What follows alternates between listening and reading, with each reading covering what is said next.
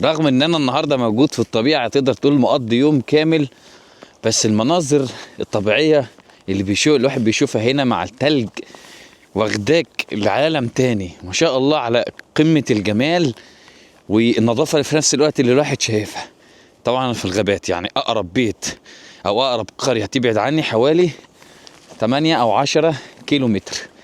فانا جيت الغابه ديت اتمشى واشوف المناظر ديت، لان يعني مش كتير التلج بينزل في المنطقه ديت الصراحه. والحلو في الموضوع ان مفيش خنازير بريه بقى. يعني الغابات هنا طبعا، يعني انتوا شايفين الجو عامل ازاي.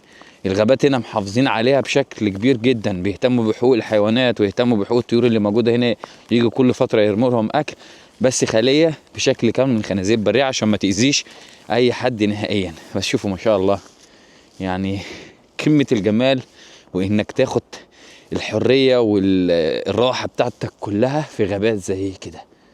يعني ما شاء الله كل حاجه متكامله من جمال.